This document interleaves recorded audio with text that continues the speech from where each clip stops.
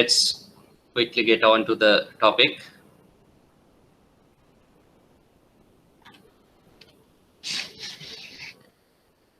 So last week we started with a new topic which is LKS 1616, which is on property, plant and equipment. And we went through the introduction and then the scope, and then of course on certain definitions. So after going through the definitions, we went on to look at what is a depreciation rate and how the depreciation rate could be calculated when the annual useful life is given, and when the useful life is given, how do we calculate the when the rate is given, how do we calculate the useful life? So we worked on both these aspects. And then I gave you a question to work on. So I hope you would have done the work that I gave you.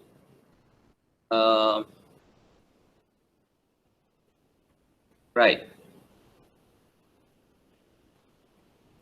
So are there any questions that you want to clarify before we get in with the rest of the areas? If you want to ask anything on what we learned on the LKS 16 so far.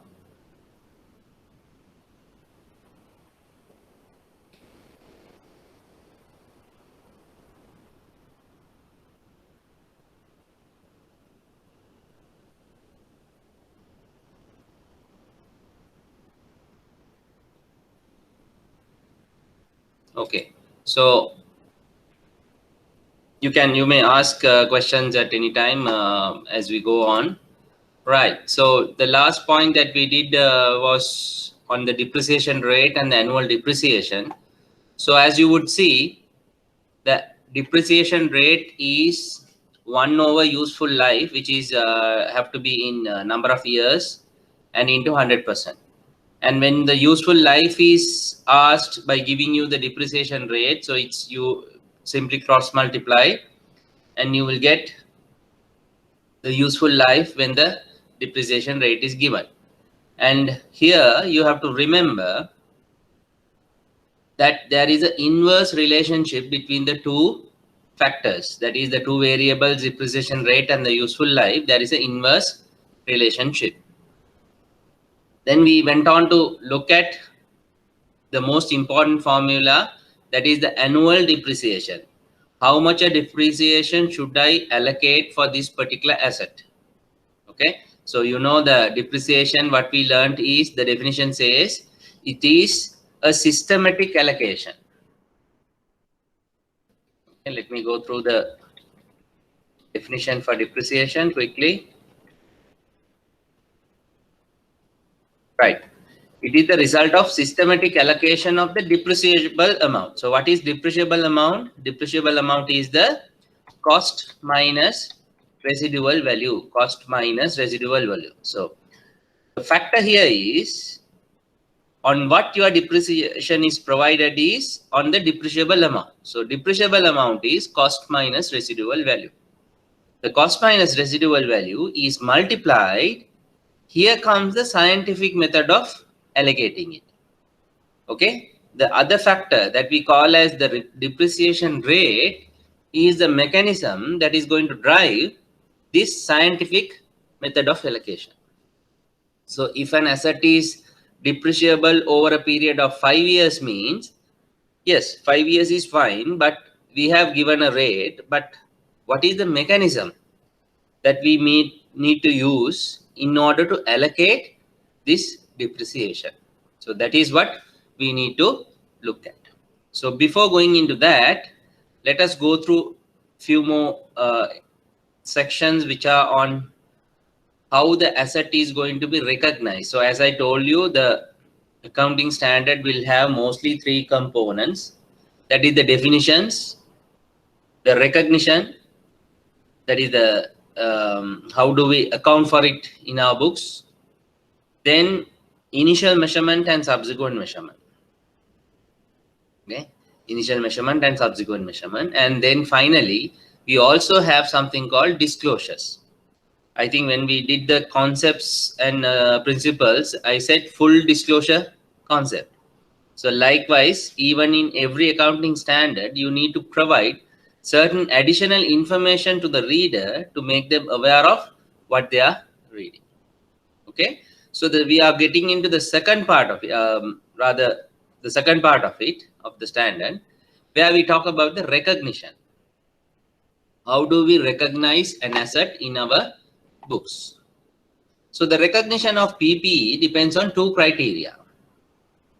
So as I told you, there will be two criteria which determine the recognition part of it. One is you have to be certain about that the probable future economic benefits associated with the asset will flow to the entity. Now, why I am purchasing a computer today is to say that I am going to make use of this computer in my business, that is to help and support my business.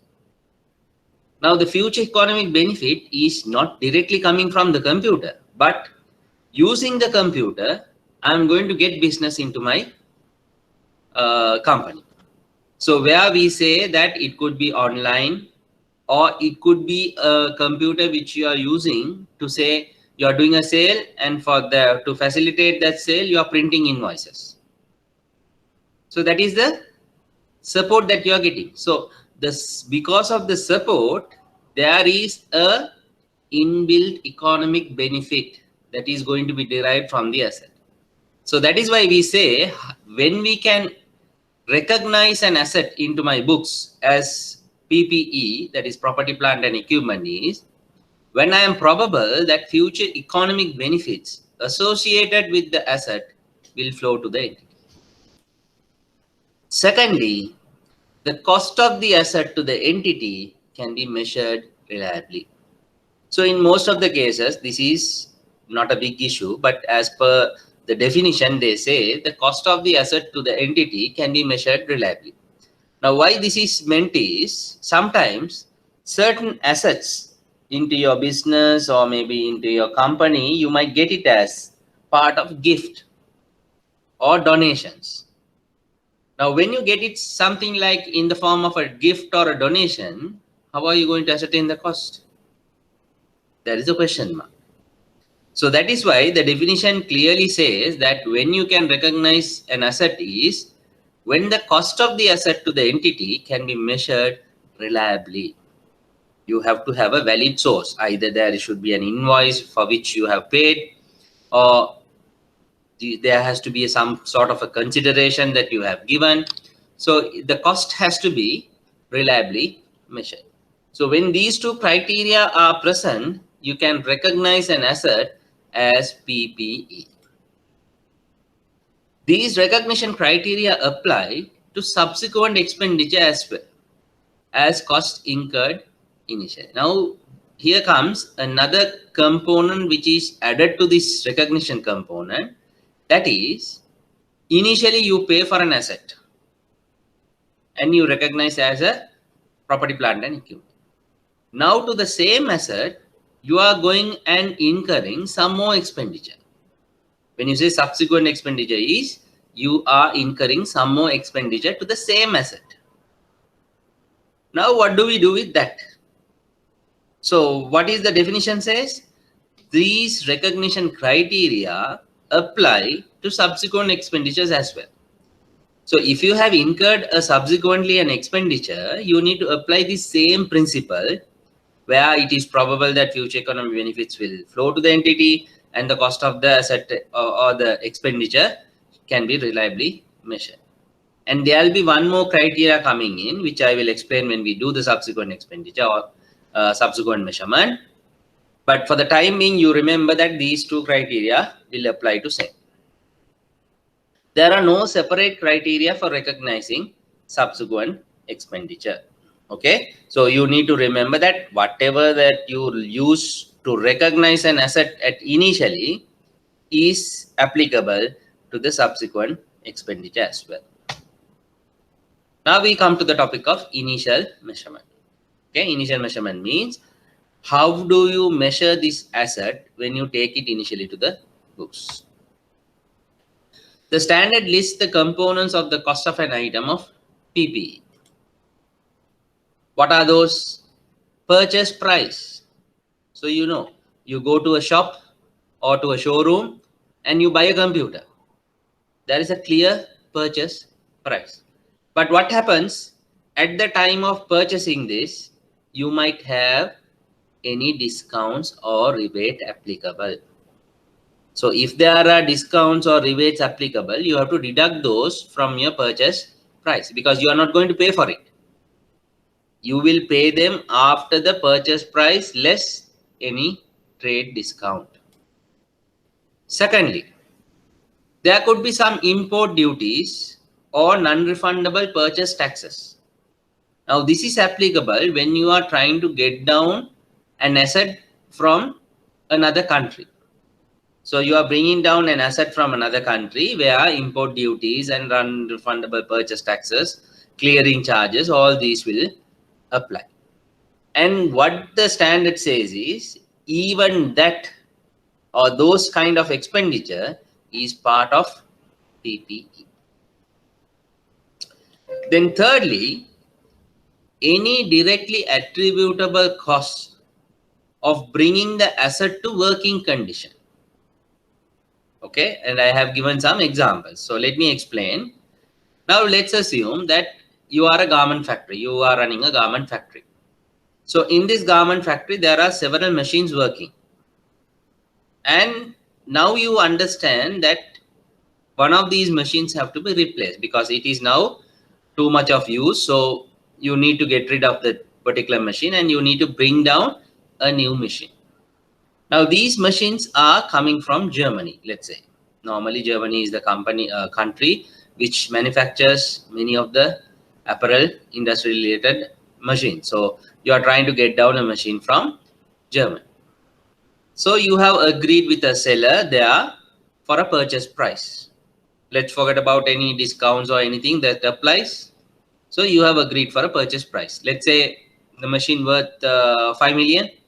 Okay. Right. Now you enter into an agreement with the seller and you need to open a LC with the bank and then the process happens. So now the machine has come to your harbor or the ports. Now you need to clear the machine from there. Right. So when you want to clear the machine from there, you need to pay for the import duties or clearing charges, all those you have to pay. Let's say the charge for all those is about 1 million. Okay, I'm just taking some numbers. So don't think that for 5 million, whether it is 1 million applicable. No, we are not looking into that. We are just taking some numbers. So the purchase price is now 5 million. The import duties and non-refundable taxes are amounting to 1 million. So now altogether it's 6 million. Then we also say, actually speaking, coming prior to this, okay, there is one more item that we need to look at. Now say the machine has arrived at the ports. Now from the ports, you need to take this machine to your warehouse or the factory. Okay, so what do? You will take the machine using a container or whatever. You will take it to your factory. So you will hire a container vehicle and then you need to pay for it. And then most importantly, what will happen from the ports to the factory, when you are transporting, anything can happen to this machine.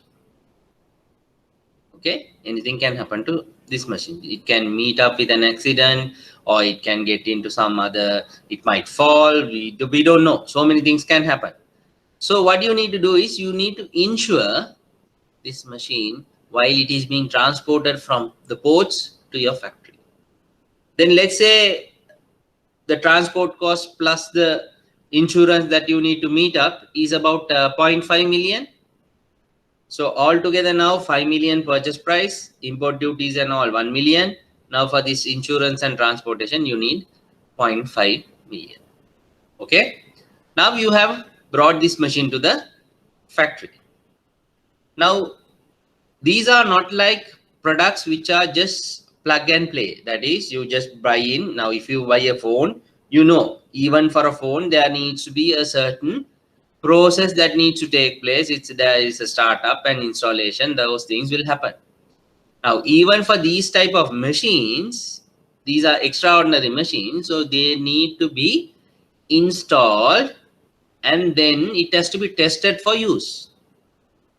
So what happens when these two, installation and testing for usage, have to happen means sometimes you might not have the relevant resources in Sri Lanka. Then sometimes what happens, you need to bring them down from the country where you bought the machine. So there will be professionals coming from there to install this machine and carry out the test runs. So when they come down, you need to look after their lodging. They might stay in a hotel. Then there will be a charge for their consultancy, their time here. Now all these will have a cost. Okay. So let's say that goes out to another 0.5 million, the total for their stay and the installation. So now 1 million purchase price, 1 million, 5 million purchase price, 1 million for the import duties and taxes, all those, insurance and transport 0.5, and this installation cost now another 0.5. Okay. The last part, of course, does not relate to this example really, but I'll take up another example for that purpose. So now, right now, if you look at what is the cost of the machine, if there is a question asked, as far as this apparel company is concerned, what should be the cost that they should record as the cost of the machine in their books? What do you think? Will it be 0.5 million, 5 million or something else? What do you think? What should be the cost of this machine? Can I have some answers, please?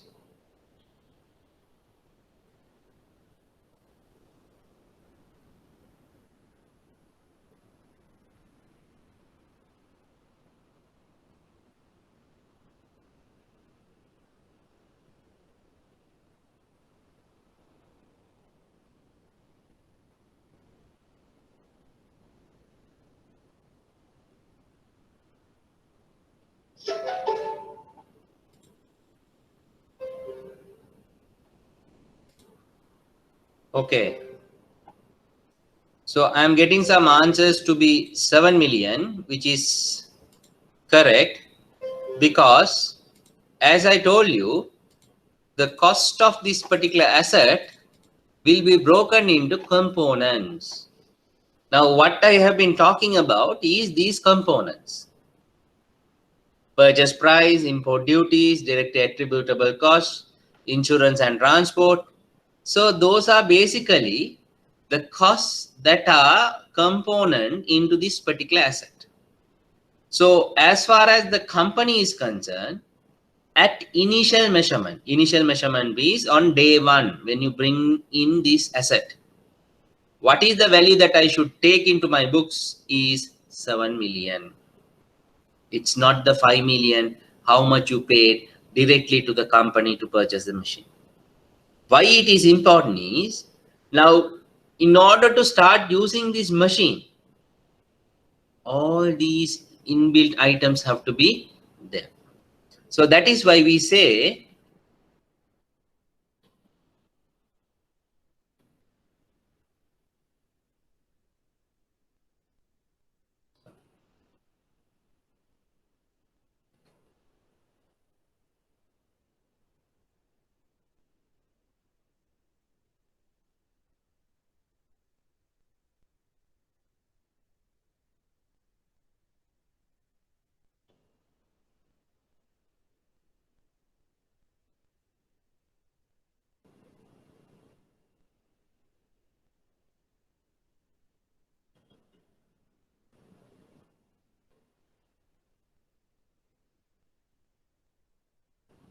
Okay.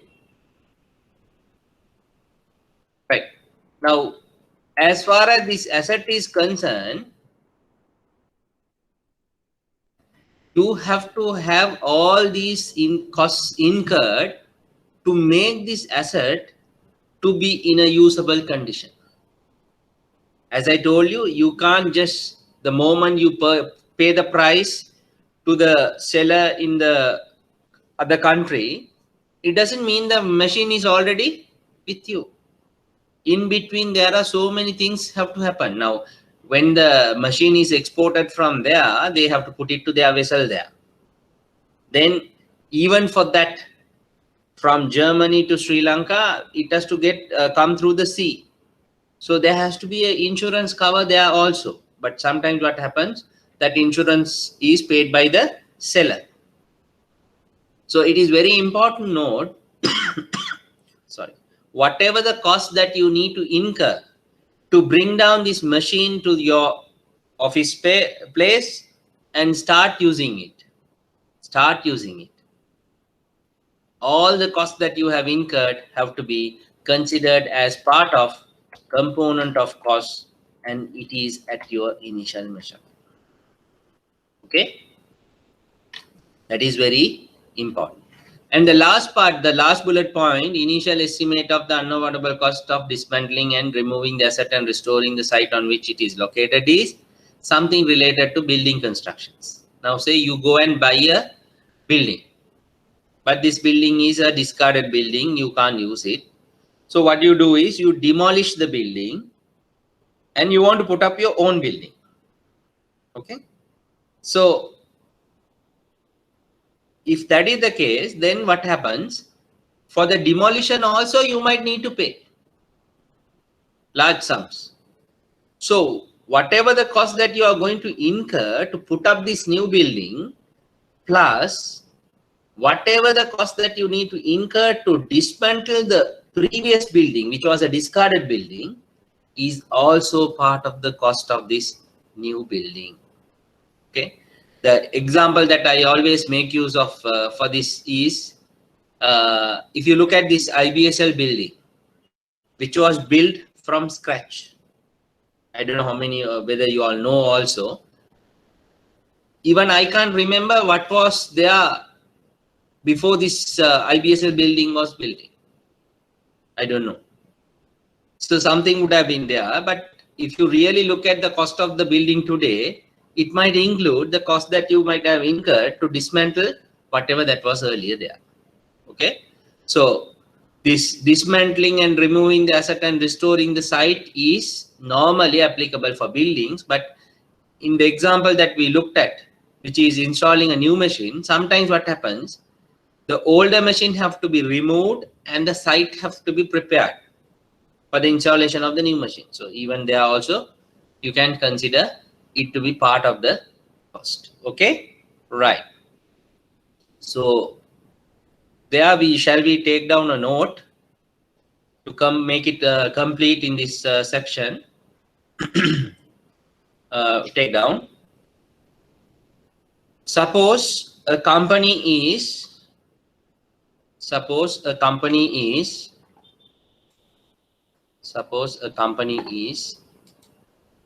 importing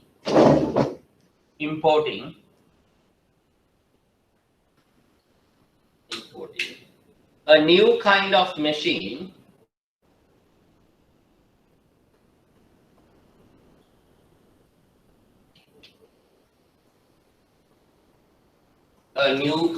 machine to its business.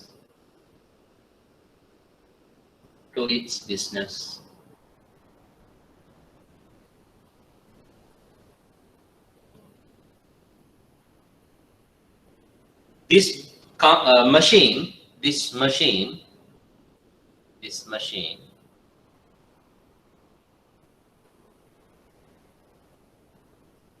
is imported from Germany.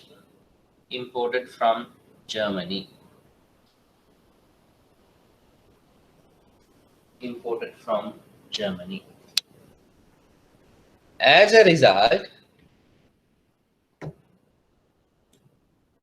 As a result, the company will have to incur the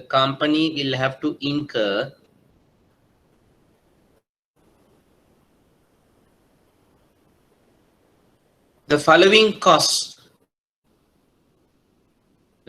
costs.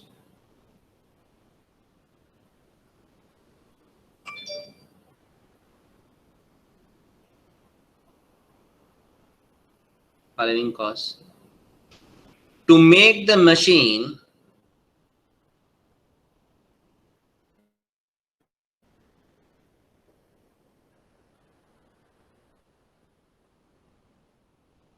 make the machine being used.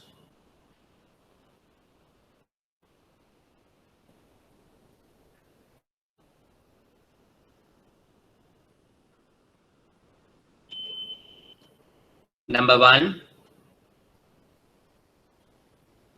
purchase price of the machine.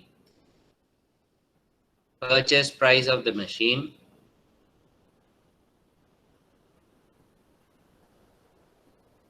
Purchase price of the machine. Number two,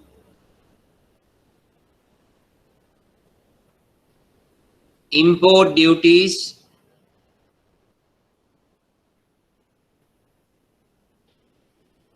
Import duties and other related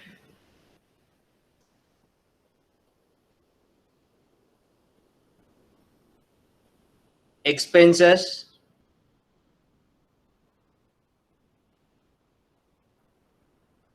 in relation to the importation. In relation to the importation.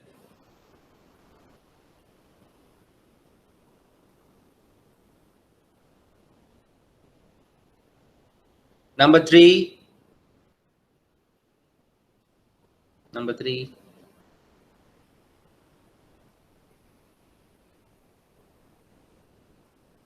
transport costs.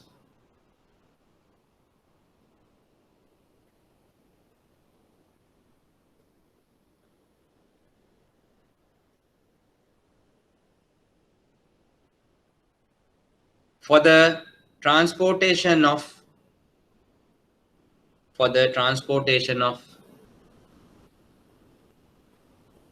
the asset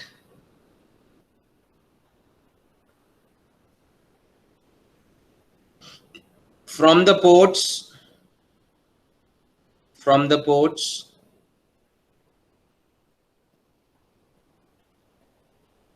to the factory.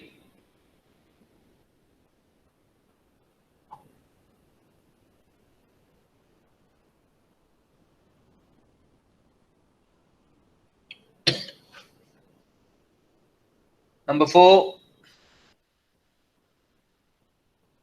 insurance costs related with the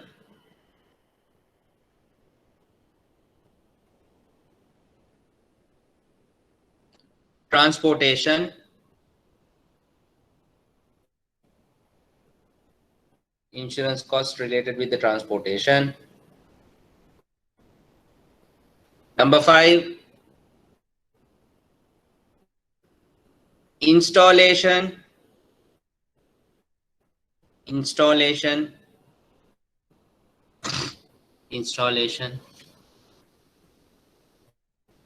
and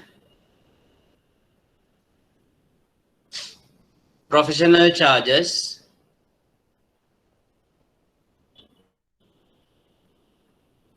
paid to consultants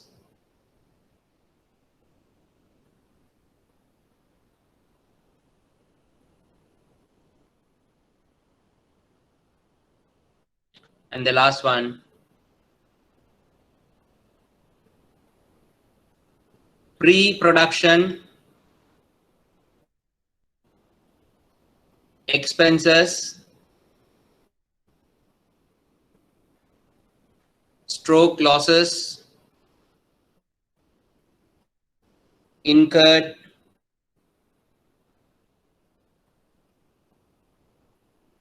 during test production. So during the test production also you might incur certain costs. So why I am giving in detail is for you to remember, and in exams you can write these as individual points. Okay, so that will add value, more value to your answer rather than just saying purchase price and any other related costs. Okay, right. Then we also go on to say that the following costs will not be part of the cost of PPE unless they can be attributed directly to the assets acquisition or bringing it into the working condition. Now here we say that now what can be considered as part of the cost we already gone through. Now what we are saying is the following costs cannot be considered as part of PPE unless you are reliable that to say that those are attributed directly to the purchase of the asset, okay, or bringing it into its working condition. What are those? Administration and other general overhead costs. Say for example, when you are doing a test run, you might have to use so much of raw material. Now that you can't go and attribute towards part of your PPE because raw material cost is separate. Okay, so that is something like that. Then your staff might be working for these test runs, installation, all those. So you might pay them salaries, overtime, all those. Those are not part of the cost of the asset. As I told you, startup and similar pre-production costs, which doesn't relate directly to the acquisition of the asset. Okay. Then we also say initial operating losses before the asset reaches planned performance. Okay. So sometimes what happens is people, they want to show these losses separately. So they don't go and include it in under PPE. And all of these will be recognized as an expense rather than asset. So please underline recognized as an expense than an asset. Now what I want to highlight here is any expenditure that you are going to incur can be of two types. Either it could be recognized as an expenditure, which is called a revenue expenditure, or it could be an asset. Now, what we are considering here is under LKS 16, if the expenditure is to be an asset, you need to fulfill all the criteria that we discussed so far. In the absence of those criteria, you will have to recognize it as a expense. That is what the key point in this section. Then we also go on to say that expenditure incurred in replacing or renewing a component of an item of property, plant and equipment must be recognized in the carrying amount of the item. Okay. Now sometimes what happens is you might replace certain items. Say for example, your air conditioner. Air conditioner is all of a sudden not working and you are going and replacing a unit within that to make it work again. Now the question here is the cost that you have incurred to make the asset work again, whether I should add it to the cost of the asset or not. Okay, let us see. The problem here is the carrying amount of the replaced or renewed component must be derecognized. Must be derecognized. So let me explain this by way of an example on the board so that you will understand better. Now, let's say I'm going to take an example. Let's say an air conditioner. Okay. So this air conditioner is currently about 110 Let's say 20,000. 120,000. Now within this air conditioner, there is a unit, okay, for which we don't know the cost of it, but let's assume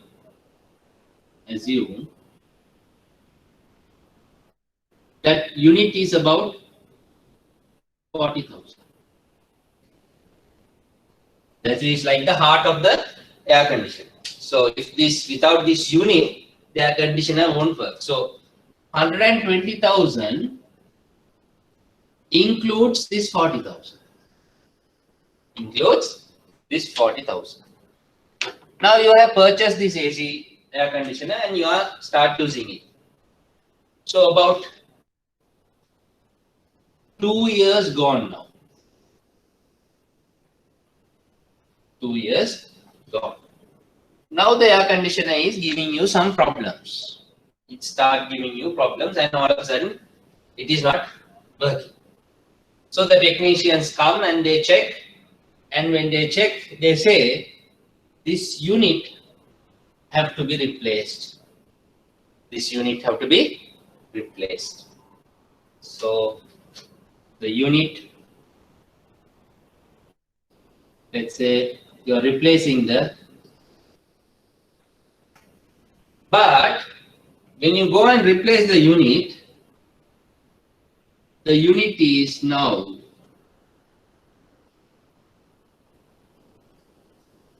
65,000. Okay. In order to replace this unit, you have to pay 65,000. Now the question here is, what do you do with this 65,000? Whether I can go and add it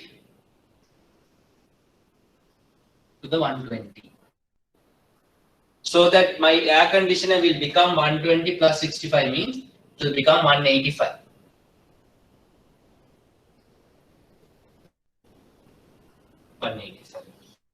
That is the question.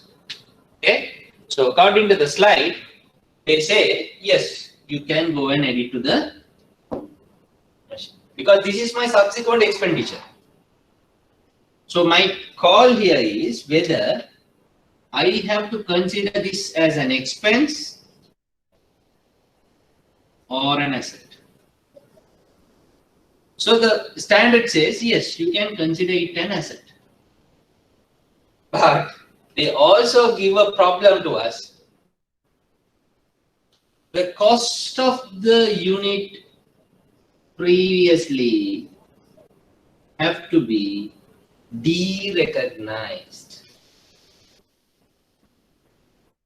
Derecognized. That is the term you have to remember. They say, yes, this 65,000 can be recognized, but you need to derecognize this 40,000. So now what is going to happen? Your original cost of the asset is 120. You have incurred another 65,000.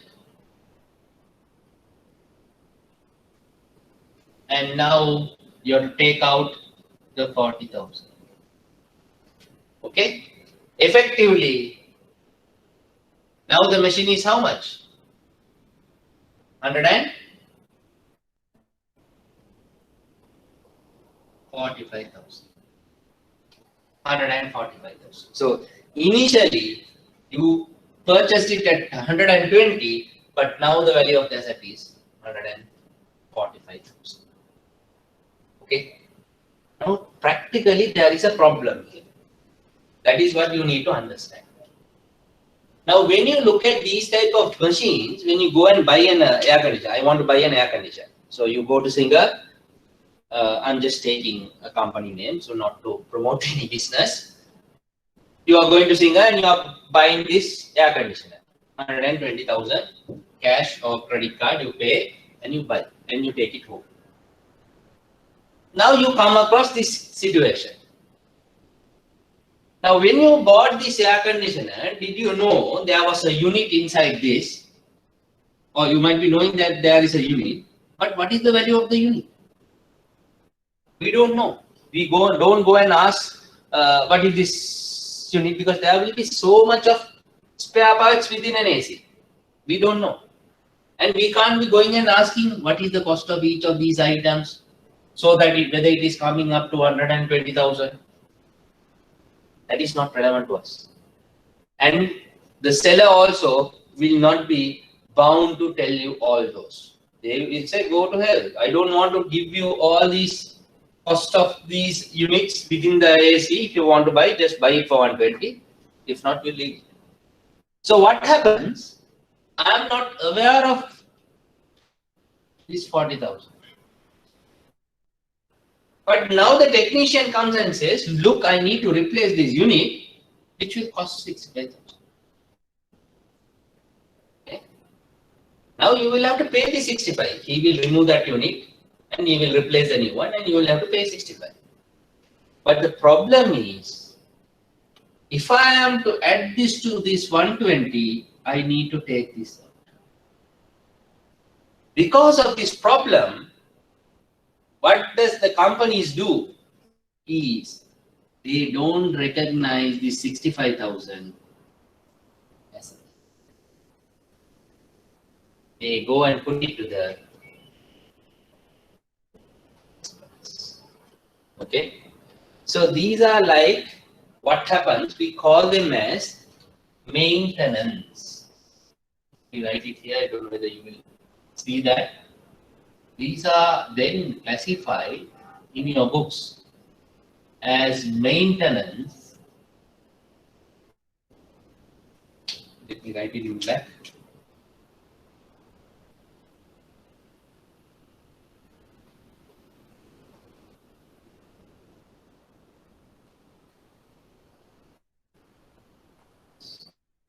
Okay, so this is what happens. People will go and put these expenses into maintenance purely because of this problem that they have. Okay, so it doesn't mean that you can't do it. If you know this amount, yes, you can take it out and put this. No problem. Okay, so the same applies when you buy a computer. Sometimes the motherboard goes off, so you will replace the motherboard. But the problem is, you don't know how much it costs when you purchase the computer. Same with motor vehicles. You might replace your 4 tires after a certain period. But do you know when you bought it how much the 4 tires were? No, we don't know. So those type of expenses will go into your P&L as maintenance costs. Okay, provided you are not in a position to identify these type of expenses. Okay, so I would like you to take down this to remember how it works. I'll give you 2 minutes. So this is what we have been talking about. Expenditure incurred in replacing or renewing a component of an item of property, plant and equipment must be recognized in the carrying amount. Yes, now you can recall what is carrying amount is. But the problem is, if you want to include it into the carrying amount of the replaced or renewed component must be derecognized. So derecognize is what I have already explained to you on the board. Okay, right. Now we talk about the subsequent measurement. Subsequent measurement is, now you have said, this is what my cost is on day 1. And this is the carrying amount I am going to take into my balance sheet and showing it, and so on. But let's say you have purchased an asset in 2020 January, and now you need to show this asset in your books in December 31, 2020. Now, and on this date, what is the value that you are going to show in your books? That is what we call it as subsequent measurement. Subsequent measurement. So that is what we call it as measurement after recognition. Recognition is what we looked at initially. Initial measurement, or we will say recognition. Both terms are same. But now we are going and talking about something called subsequent measurement. So this asset is going to be used for 5 years, means you need to do subsequent measurements about 4 to 5 times. Okay, and even beyond that. Then how do we do that? The standard offers two possible treatments here. Essentially, a choice between keeping an asset recorded at its cost or revaluing it for fair value. So now you have to recall, there was a definition given by me in this topic. What is cost and what is fair value? Can you remember? So now here comes the definition is where it is used. Now under initial measurement, you saw that the asset is at now cost and all other related expenses. So now on the subsequent measurement date, that is the next reporting date that you are having, you have to show this asset where you are given two options. Either you can continue showing it at cost, that is the initial measurement value, or you can do something called revaluation, which we will learn later. You can do something called revaluation to show the fair value, Now let me give you a simple example. Let's assume this building, IBSL building. Now IBSL building has been constructed, I don't know when it was constructed, maybe say 2 years back, let's say. So with a cost of, let's say, example, 50 million, just for example, right? Now, after about 10 or 15 years, the value of this building would have changed with the market conditions and the developments that are going to take place. After 15 years, the value of the building is going to change. Now, the initial value that I told you about 50 million is what? The real expenditure that was incurred by IBSL. But the value that we are talking about after 15 years is not because of that only. There is a market demand for this building in this area. That is where you come into the picture with something called fair value. Okay. So how do you do it? You have to take your value from the cost to the fair value. And to take it to that level means the process by which you do it is the revaluation. Okay. So you are given two options now. One is the cost model. That is for subsequent measurement, you can continue it with the cost model, or you have the revaluation model. That is what the next two bullet points are. Carry the asset at its cost less any accumulated depreciation and any accumulated impairment loss. That is what cost model is.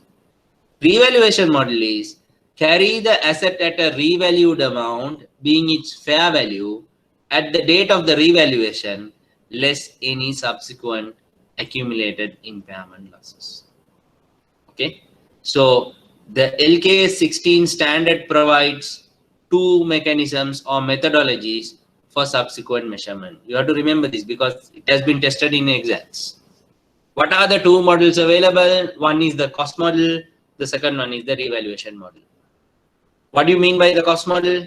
Carry the asset at cost less any accumulated depreciation or accumulated impairment loss. If it's a revaluation model, carry the asset at a revalued amount, being its fair value, at the date of the revaluation, less any subsequent accumulated impairment losses, or it could be depreciation also. Okay.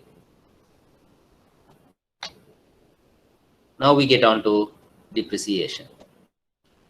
Any questions so far? If you have any questions, please let me know.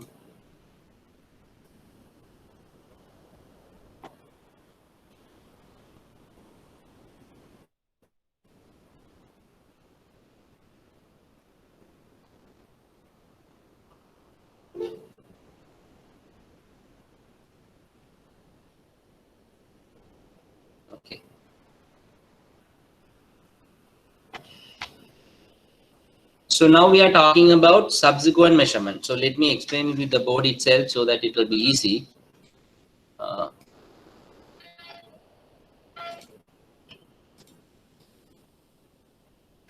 Okay, I'll explain it on the board itself.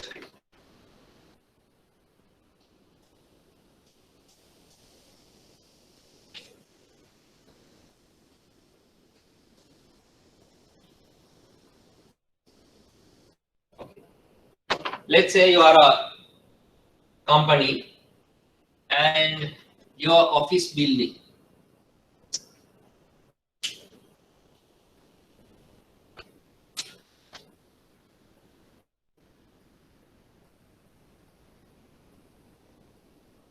Your office building, let's say, was constructed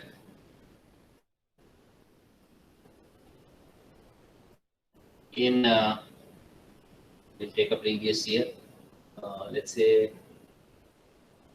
2005, right? Your office building has been constructed in 2005, and the value of the building is, let's say, at that time, is about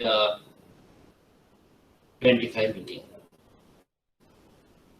25 million. So it's a huge building constructed in 2005 and it was 25 million. And now we are in 2020. Okay, we are in 2020. So in between, somewhere in, let's say 2010, you have incurred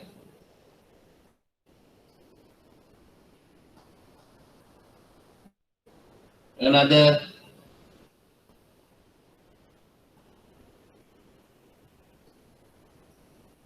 $7 million for this building for some modification. So you have put up another part adding to the building, and so now the building value is 32, okay, in 2010, and now we are in 2020. Now the question comes, in 2020, that is after 10 years, the carrying value of this building will be, call it as the carrying value,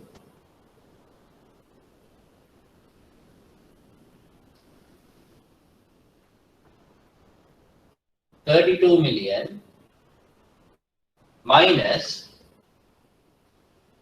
any accumulated depreciation. Okay, that's clear. Okay, so let's say this is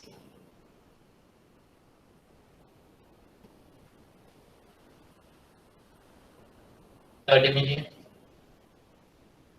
Just for simplicity, 30 million.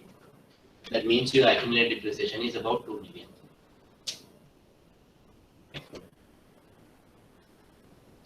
Now, from an outsider's point of view, now let's say this is at a prime location. This building is at a prime location, and it was purchased in constructed in 2005. So we have come along 15 years down the line, and the economy has gone through certain changes. And let's assume that in a developing trend, what would be the market value of this building as of today? Okay, market value. So let's say, let me call it as not market value, but I'll call it as fair value. Okay. So depending on the market conditions, the fair value of this building today, let's say, is about 50 million.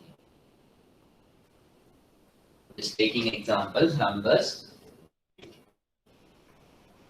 Now, December 2020 is your subsequent measurement date.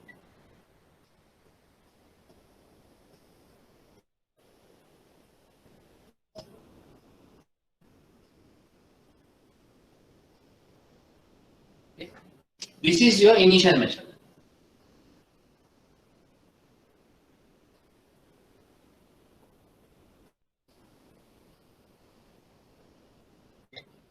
Soon after this date means all are subsequent. Even this is subsequent measurement.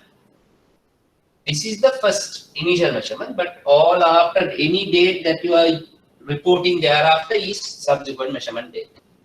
Now, at this subsequent measurement date, there are several subsequent measurement dates, but at this subsequent measurement date, now you have an option. 30 million versus 50 million. 30 million is your carrying value or cost minus accumulated depreciation, or the 50 million is your carry. Now the company is given with two options, whether to look at showing this at 30 million or show it at 50 million.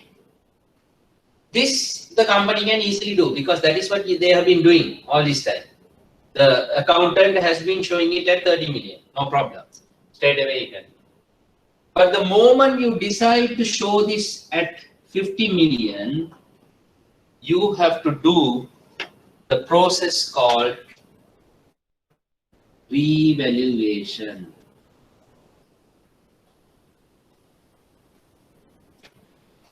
Revaluation. With the process of revaluation only, you can bring this value into 50 million. So what happens basically, you need to increase the value of this building by how much? 20 million. Because earlier it was 30 million, now you have to make it 50 million. So increase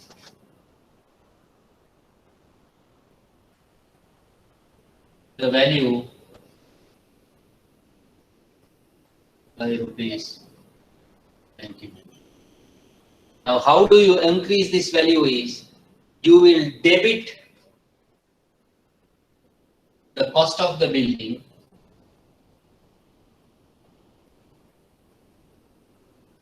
and credit, where we call it as revaluation reserve. So this is something which is going into your equity. It's not actually you are paying for it. The 20 million is not paid, but this is something called the value appreciation of your building, and that is recognized in the revaluation itself. Okay, so I would request you all to take down this, and I hope it is clear now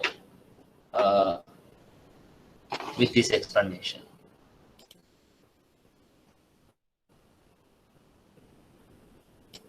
Hope it's clear now, and you can take down this also.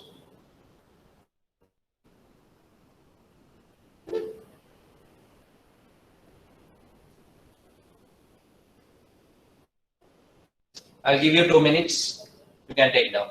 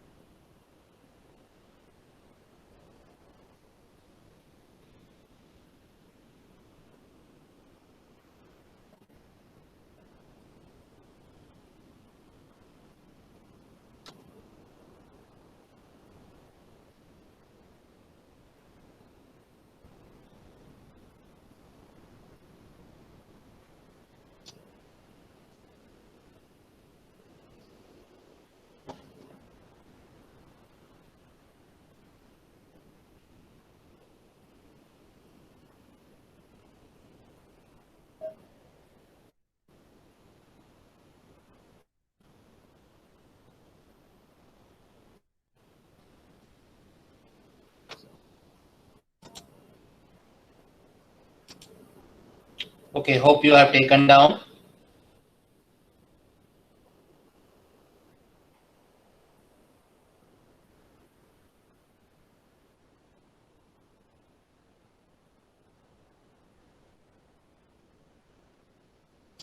Let's move on.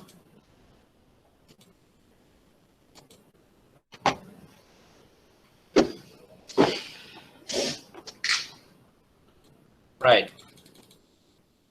So now we come on to the depreciation. So in order to depreciate an asset, the useful life of the asset is required to be assessed. So the following asset factors should be considered when estimating the useful life of a depreciable asset. The expected physical wear and tear, which means, I have already spoken about this. Now, when you want to depreciate an asset, you have to estimate the useful life. That is how long that I can expect to use this asset. So the computers, of course, unlike those days where people were using not much with the computer, so they would have thought I can use it for maybe 5-6 years. But today, the usage of the computers are very high. So now you can't use it even for 6-7 years.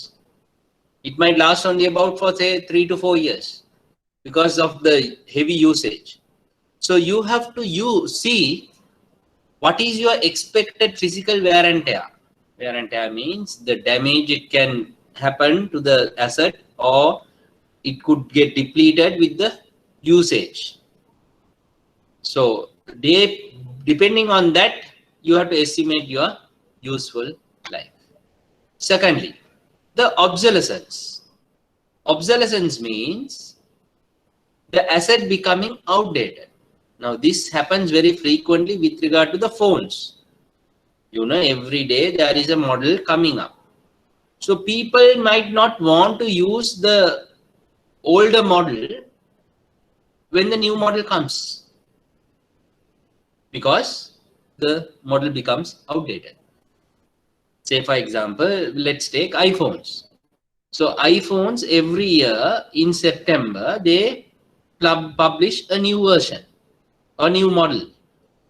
So somebody who has purchased a phone just in this September might look like very odd. By next September, there is a new model coming. So it has happened like that throughout. So sometimes what happens, this asset becoming outdated is also a concern to ascertain the useful life.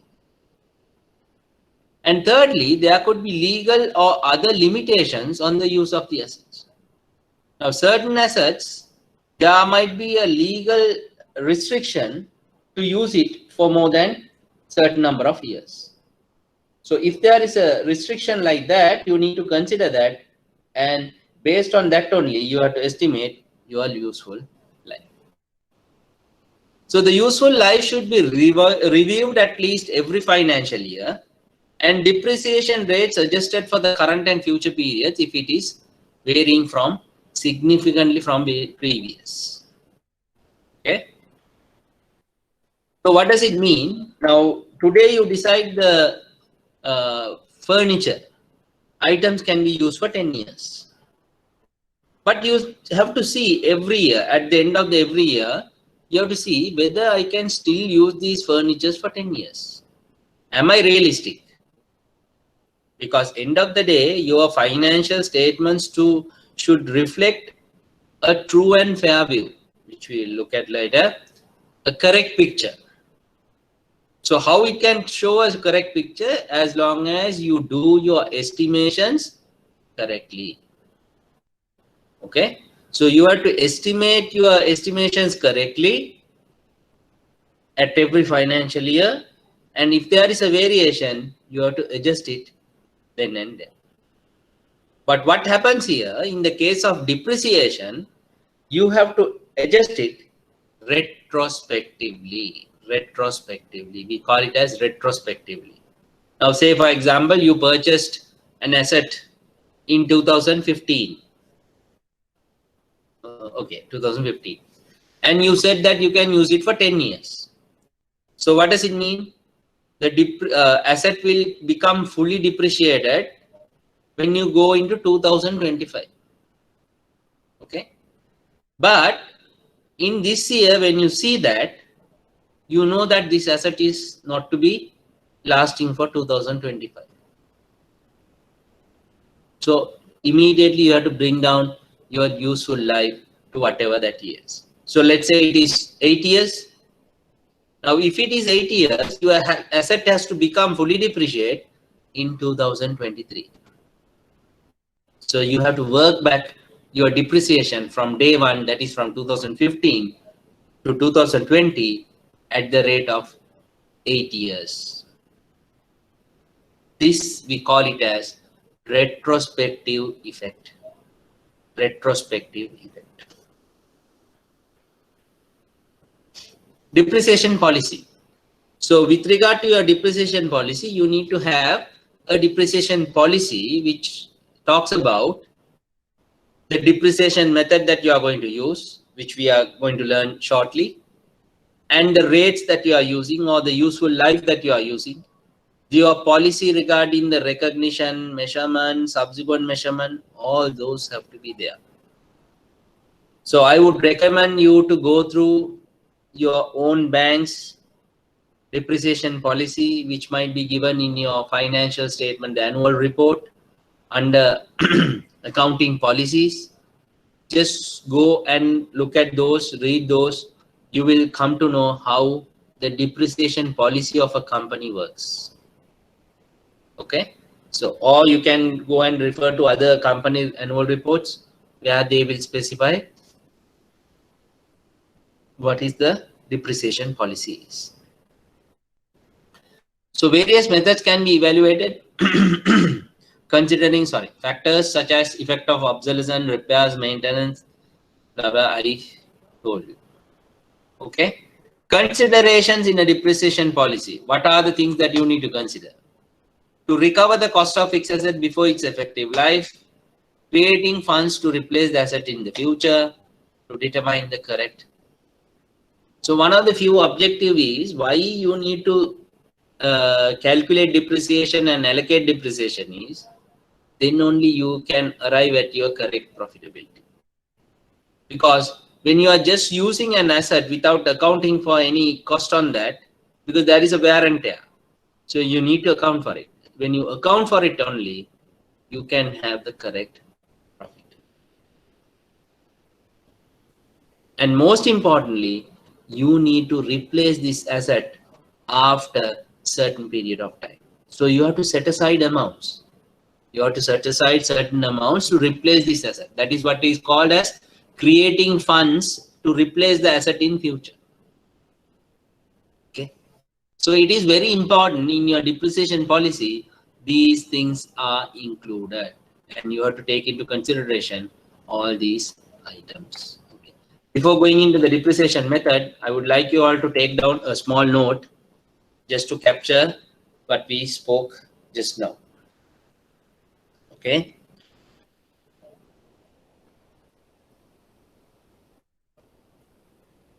Any changes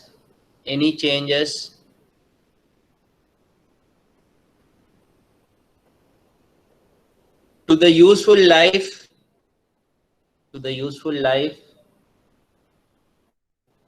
or depreciation rate, useful life or depreciation rate made by the company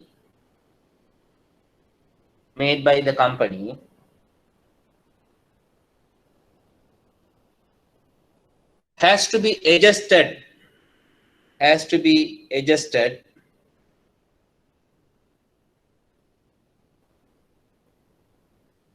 in the financial statements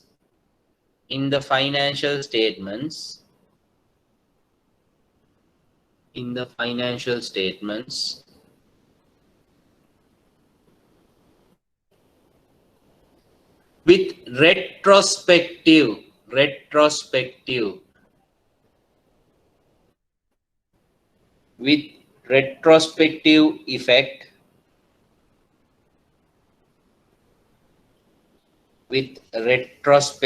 effect on depreciation with retrospective effect on depreciation.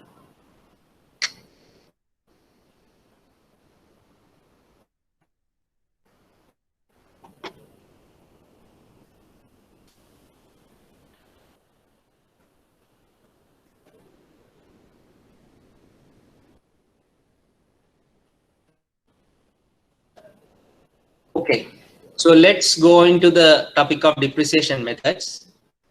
The depreciation method means the methods that we talk about, the scientific method, that is what this is. Okay, so this is a small description of the methods that we are looking at. There are many more methods available, but we can't be learning all those methods that are applicable. Here I have captured the most important, I would say, the 5 methods, namely the straight line method, reducing balance method or diminishing balance method, sum of years digits method, machine hour rate method, and the revaluation method. Okay, what does each of these methods say? Straight line method is a fixed percentage of the original cost of the asset is written off as depreciation in each accounting period. Reducing balance is a fixed percentage of the reducing balance of the asset is written off as depreciation in each accounting period. Likewise, I have given the definition. So I would like you all to go through the definitions and either remember those or memorize those. In exams, you might wanted to be defining some of these methods. Okay, these are the most common, so you need to remember these. Okay, so what I'm going to do now is to explain each of these methods using an example. Okay, using an example, so which will be much more easier for you to understand. Okay, so I'm going to make use of the board, but you need to have the example with you for you to follow the numbers. Okay,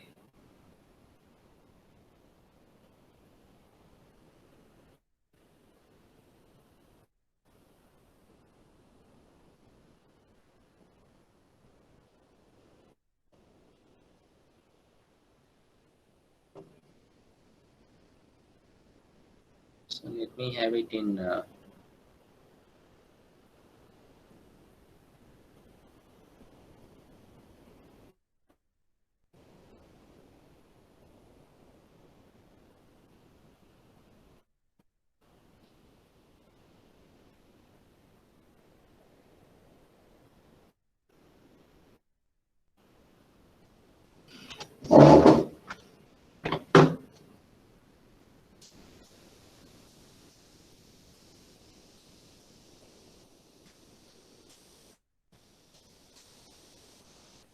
okay.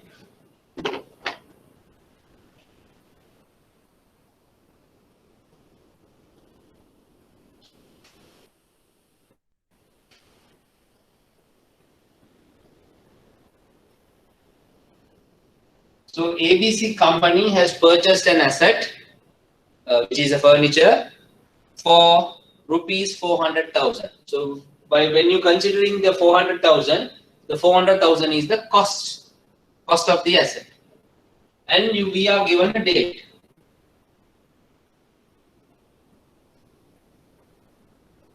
That is 2nd of April 2015. The expected lifespan is 8 years. So the useful life of the asset is 8 years. After which it is assumed to have a zero salvage value. What do you mean by zero salvage value? That is the residual value. Residual value, they say, is zero. And they want you to calculate the annual depreciation and also to calculate the accumulated depreciation up to 31st December 2017. Okay, 31st December 2017. Right. So let's look at the board now. So I have captured all the information that we took from the question. The cost of the asset is 400,000. Purchase date of purchase is 2nd April 2015. Useful life is 8 years. Residual value is 0. And they want us to calculate the depreciation up to 31st December 2017. So I would recommend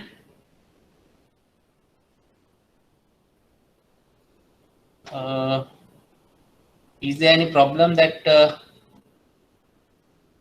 viewing the board, or is it clear?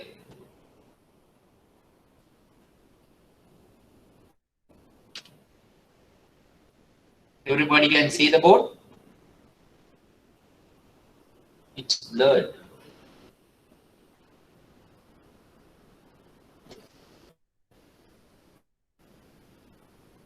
Okay, just give me 2 minutes.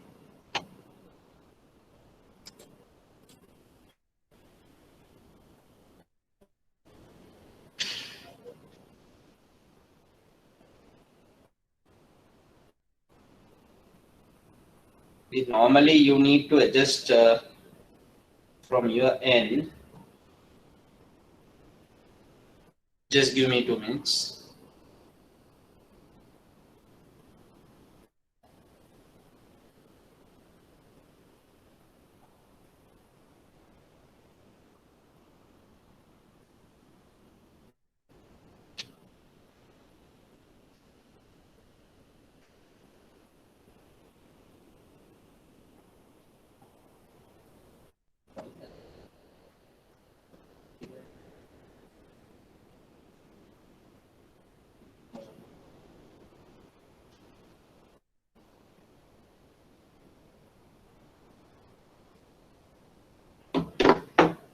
Okay, so anyway, like I'll write it on the middle.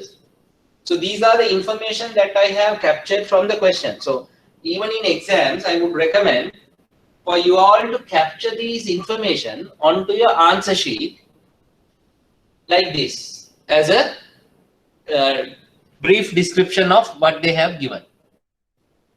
Right? Anyway, I have informed the IBS officers to come and have a look at it. The problem that you spoke about in the board. So basically, it is the information that was captured in the question. Okay, right. Now, how do we do this or start with this question? Now, for these type of questions, I would recommend you all to look at something called a timeline. Okay, timeline means we will start with the date of purchase of this asset, which is 2nd April 2015. Okay, and in this question you will see they are asking about the depreciation, accumulated depreciation as at 31/12/2017. So my question to you is, based on this information, what is the financial year-end date of this company? Financial year-end date of this company.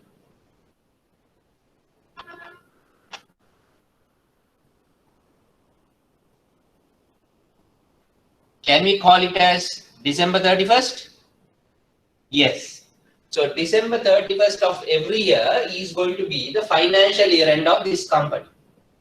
So if you purchase an asset in 2nd April 2015, the first financial year end that you will come across is 31st December 2015. Okay. Then the second financial year that you will come across is 31st 12/2016.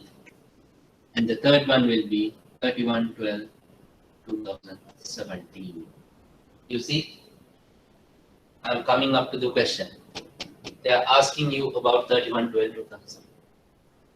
But actually speaking, the useful life of this asset is 8 years. The useful life of this asset is 8 years. So what it means, when you start from 2nd April 2015, and if you look at 8 years from there, when will this asset be fully depreciated or becoming zero in value? That is on 2nd of April 2023. 2nd of April 2023. 2nd of April 2023. Okay, but that is not really our focus because they have not asked anything on that. Our focus area is from 2nd of April 2015 to 31st December 2007. Okay. Now the first part that they have asked is to calculate the annual depreciation. So I already introduced the annual depreciation formula to you. So depending on that, you can say the annual depreciation is how much you can calculate. But they also asked you to calculate the accumulated depreciation. Now, what do you mean by accumulated depreciation? Every year you are going to depreciate this asset. So when you take the total of all these depreciation, that will be your accumulated depreciation. That will be your accumulated depreciation. Okay. But here we have a problem. The question is silent about it, but I just want to elaborate on that. That is where it comes from, the depreciation policy. Now, in this question, they are silent about the depreciation policy. So, when they are silent about the depreciation policy, you have to make certain assumptions. You have to make certain assumptions. Okay. Now, you see, when you look at the year of 2015,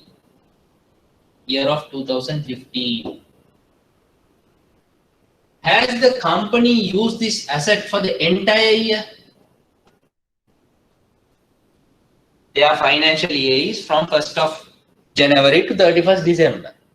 So my question is whether this company has used this furniture throughout the entire year of 2015. What would you say? Yes or no?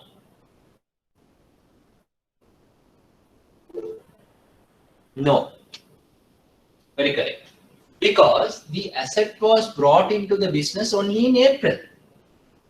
So which means for the year 2015, they have used it from April to December. Okay? We are not going into detail, minute detail into the dates. That is not relevant. Let's say this is in April. So from April to December, which means January, February, March, this was not there. The asset was not there. So as far as this year of 2015 is concerned, this asset has been used only for 9 months. Do you agree? Used for 9 months. But whereas when you go to the 2016 and 17,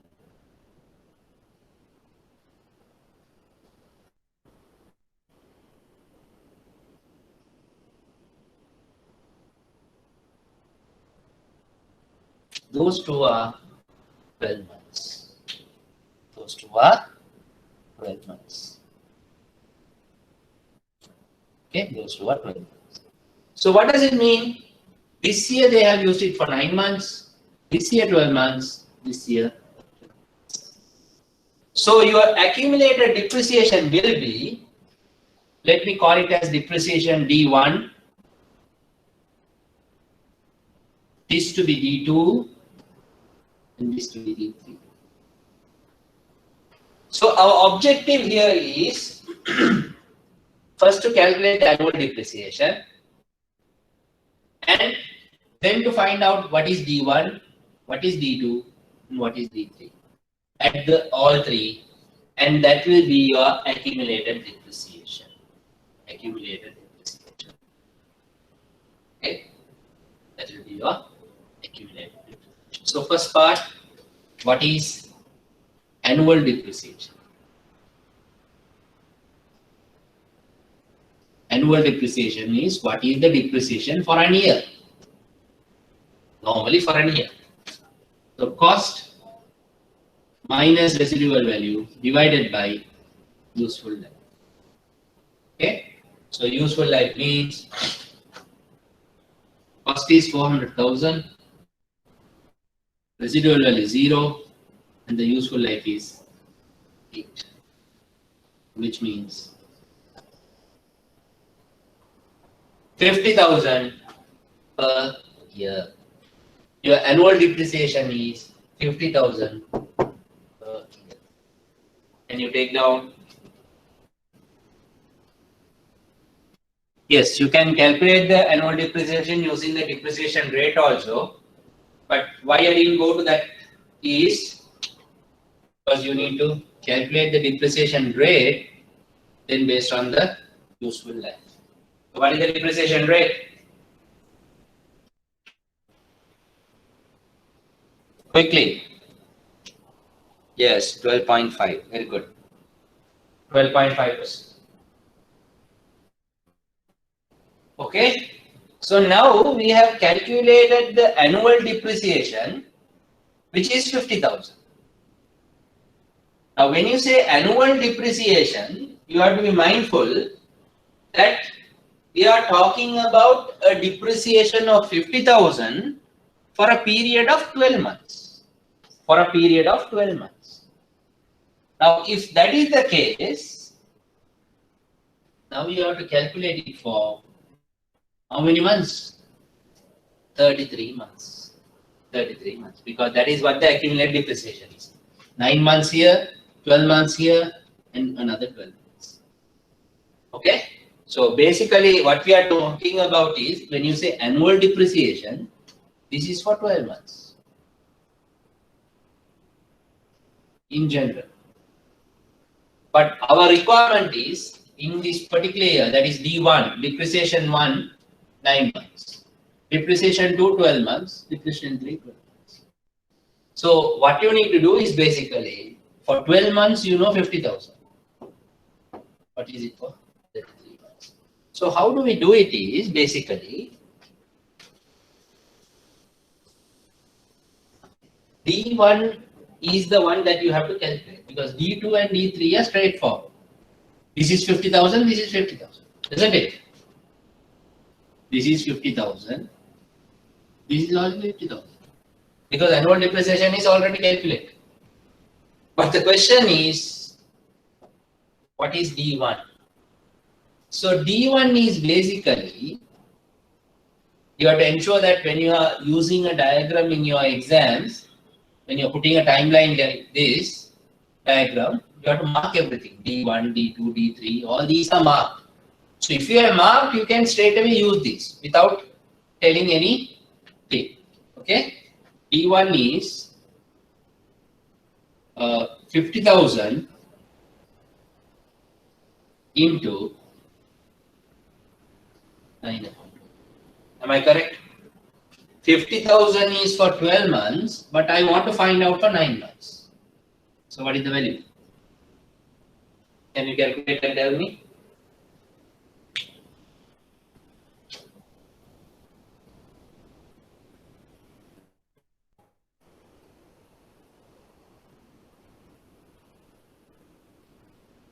What is the value? It should be 37,500. Am I correct? So you see, for 12 months it is 50,000 means how much is it for 9 months? Okay. So after calculating D1, we can say accumulated depreciation as at 31/12/2017 is equal to D1 plus D2 plus D3, which means 37,500 plus 50 plus 50, which means 137,500 is the accumulated depreciation.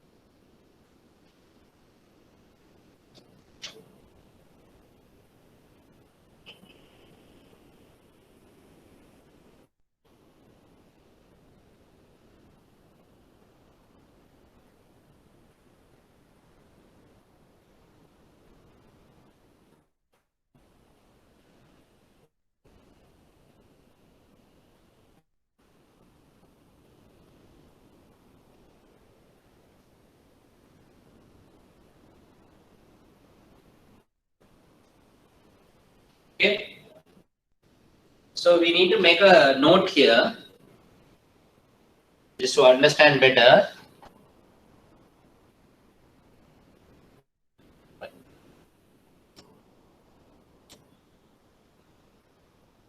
Now, why did we calculate for 9 months here? Because we know that the company has used this asset for 9 months in this particular financial year. Okay. But this can vary depending on the company's depreciation policy. What we learned before that, depreciation policy. So based on the depreciation policy, the calculation of this might vary. So you need to know that. Okay. So can we take down a note?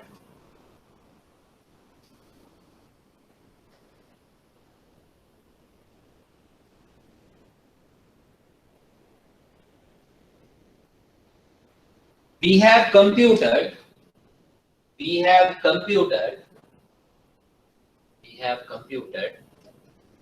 D1. I'm using the short form so that it is easy. We have computed D1 based on the assumption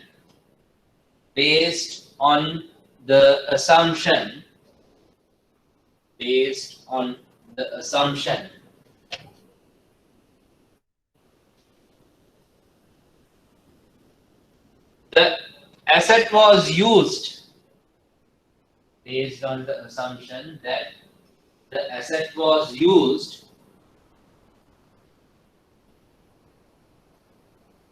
only for 9 months, only for 9 months,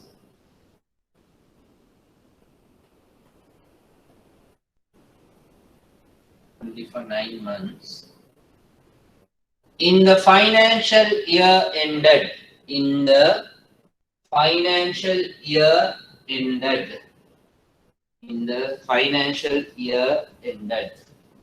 31/12/2015.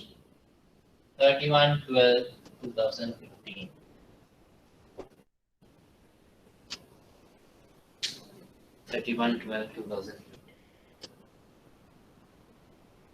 However,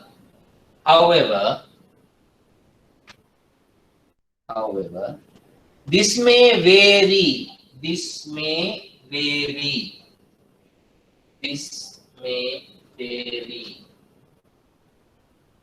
Depending on the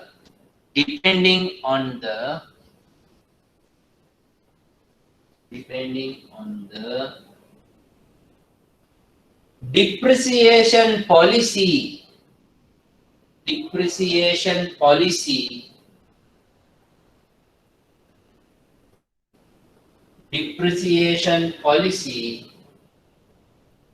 of the company.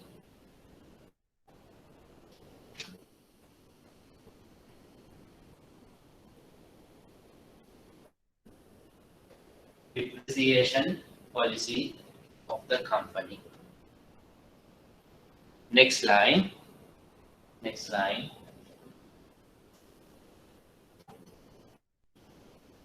Suppose if the company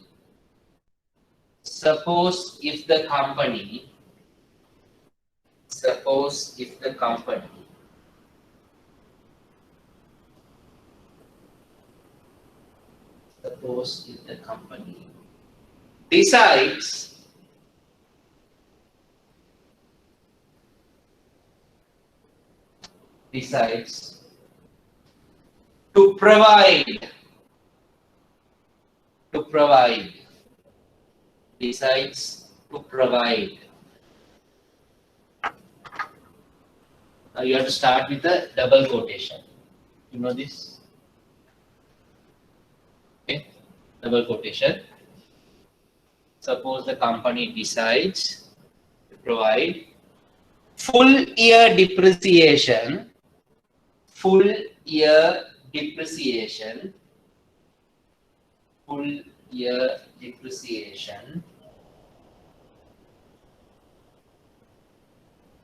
in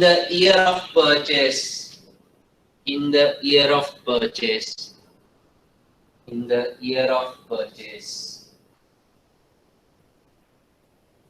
Full year depreciation in the year of purchase. And you can close the quotation. So within the quotation only it is coming. Full year depreciation in the year of purchase.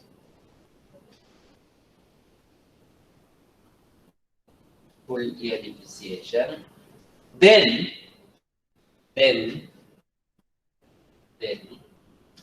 the computation of D1. The computation of D1 will be different.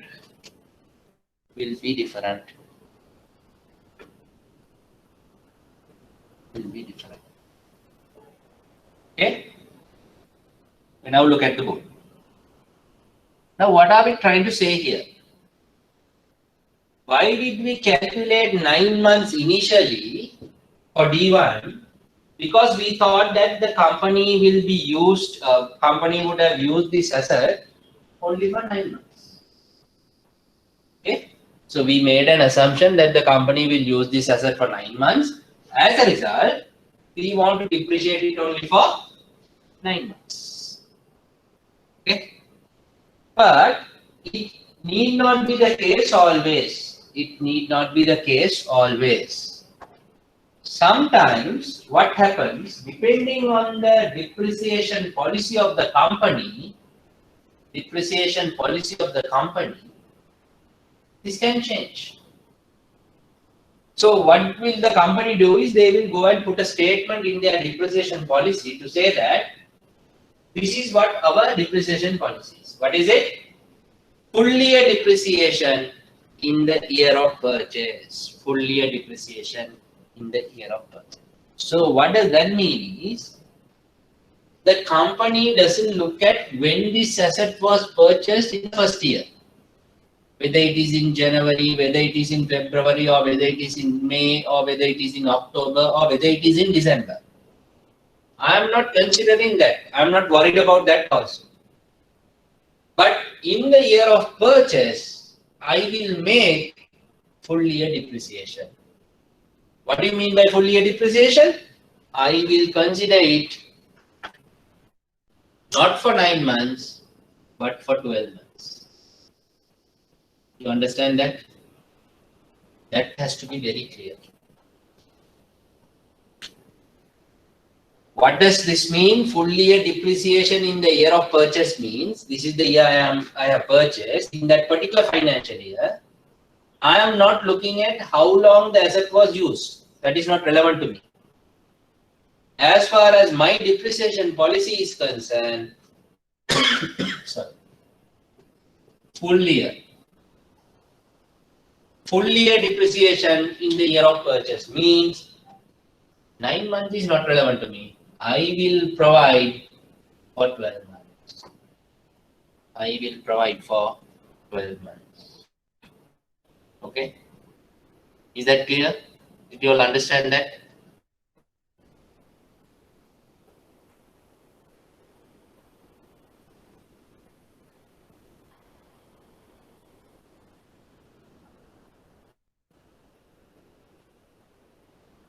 Okay. So, depending on the depreciation policy, the depreciation calculation in the year of purchase, likewise, in the year of disposal, that is when you get rid of the asset also, might change. Okay. So, in exam questions, you have to be very careful. You have to look at what is the depreciation policy of this company, right? If there is no mention about the depreciation policy, then you can assume that they have used it only for 9 months. Okay. So you have to be very careful. If the policy doesn't say anything, then you can go and use this 9 months concept. Or you can use it, say, if the company has purchased it in October, November, December. So it will be 3 months. But if the policy says that you have purchased in whatever the month, I don't worry. My policy is full year, then I have to go with that. Okay. So now tell me, if it was full year depreciation in the year of purchase, what is D1? How much is D1? How much is D1?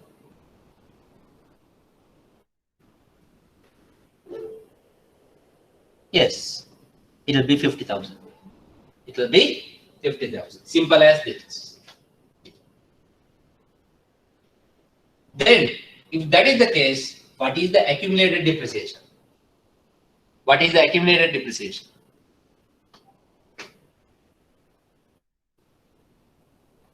$150,000. 50 here, 50 here, 50 here. So look at how the answer changes based on one simple sentence. So this is why you have to be very careful when you are reading the question. You have to look for certain things in the question. Whether have I been given the depreciation policy? If the policy is available, then I have to work on based on the policy. If the policy is absent, then I have to look at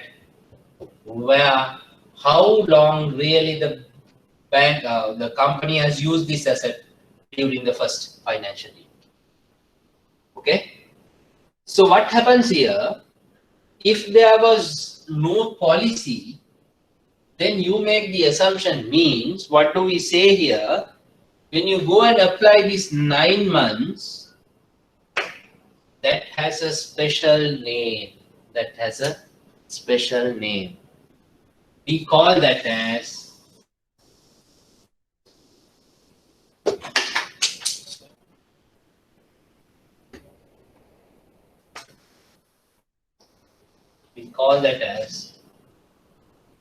the prorate convention.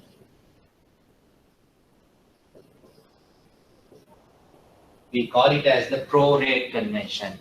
Prorate means I'm not looking at 12 months. I will look at only the actual number of months that I have used. We don't go into details of dates. So somebody might think, okay, in April also you have purchased it on 2nd.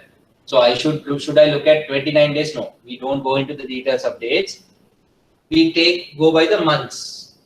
So April means whether it is on the 15th or 20th or 30th, it doesn't matter. You take April. So this method of providing depreciation is basically called as the prorate convention. Prorate convention. Okay. So let's make a note on that. Next para. In the absence of a depreciation policy, the absence of a depreciation policy,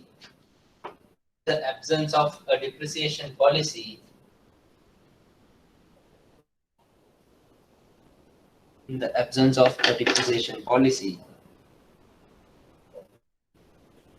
companies may adopt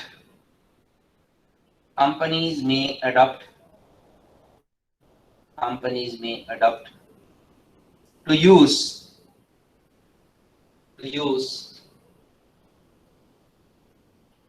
the prorate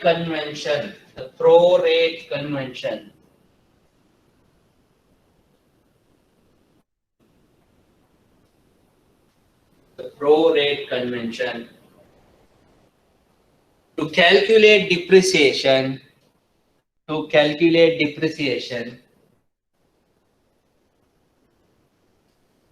For the asset.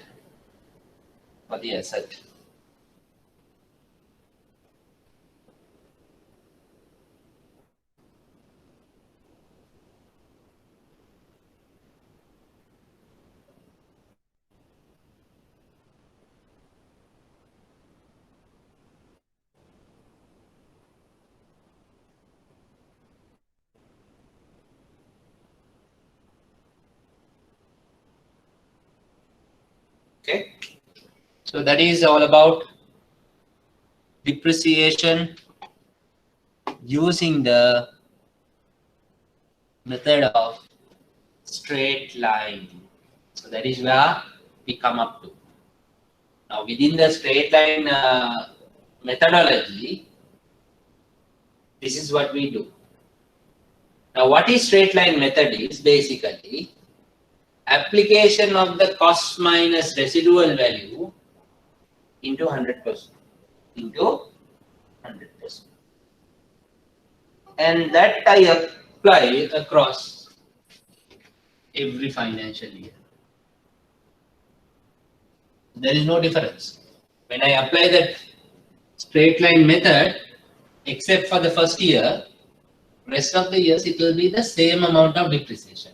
Here also it will be same when using the policy as full year depreciation. So under the straight line method, basically you will have the same amount of depreciation going across. Okay. So you can take the next para.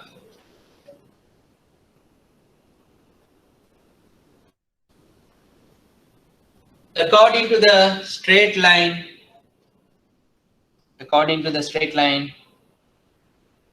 methodology,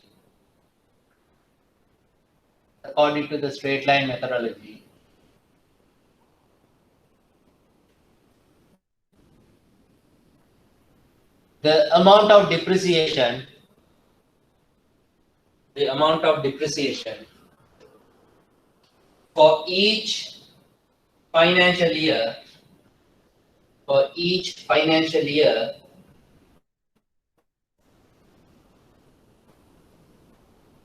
will be same.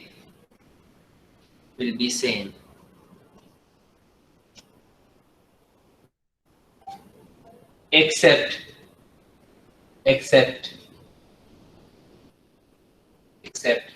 the year of purchase,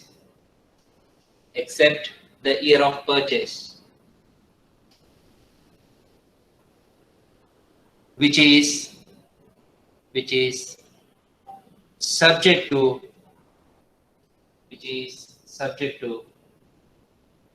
depreciation policy of the company.